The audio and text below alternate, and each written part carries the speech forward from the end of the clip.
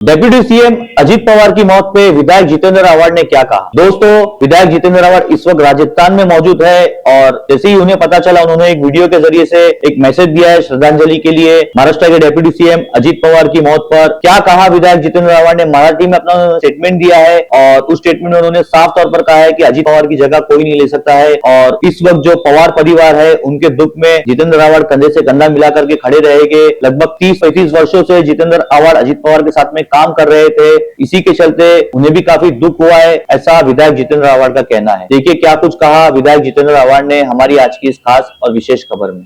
आत्ताच राजस्थानमध्ये माझं आगमन झालं आणि विमानातनं उतरतानाच भ्रमणध्वनीवरनं लीडर धडाडीचे महाराष्ट्राचे नेते अजित पवार, अजितदादा पवार यांच्या अपघाती निधनाची दुःखद वार्ता कानावर पडली।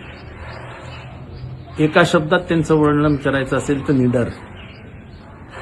कुठलाही निर्णय मनाशी घेतल्यानंतर परिणामांची चिंता न करता त्याची अंमलबजावणी करणं ही त्यांची हतोटी, त्यांचं चालणं, त्यांचं वागणं हे राजकारणातल्या जी एक अशी बनलेली जी काही मोल्ड असतो त्याच्या बाहेरचं अजित पवार ते पारंपरिक पद्धतींवर फार विचार करत नसत। मी 1990 सालापासून त्यांच्याबरोबर आहे। अर्थात मधला काही काळ जी परिस्थिती होती त्याच्यातनं आम्ही गेलो, पण तरी आपलेपणा कधी हरवला नाही।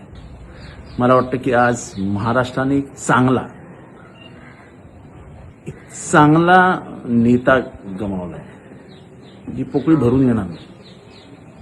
पण सर्वात मोठी हानी झाली ती पवार कुटुंबियांची। पवार कुटुंबियांचा वारसा खऱ्या अर्थाने पुढे घेऊन जाण्याची ताकद असलेला माणूस अजित पवार, नेमके तेच केले। ही हानी पण भरून निघू शकत नाही। या दुःखद प्रसंगी पवार कुटुंबियांना हे दुःख सहन करण्याची ताकद मिळवून याच्यापेक्षा आपण काय बोलू शकतो। पण महाराष्ट्राची झालेली हानी भरून निघू शकत नाही एवढं म्हणतो अत्यंत प्रामाणिक मनाने मी सांगतो। महाराष्ट्राची मोठी हानी झाली। देव या मृतात्म्यास शांती देऊ एवढीच प्रार्थना।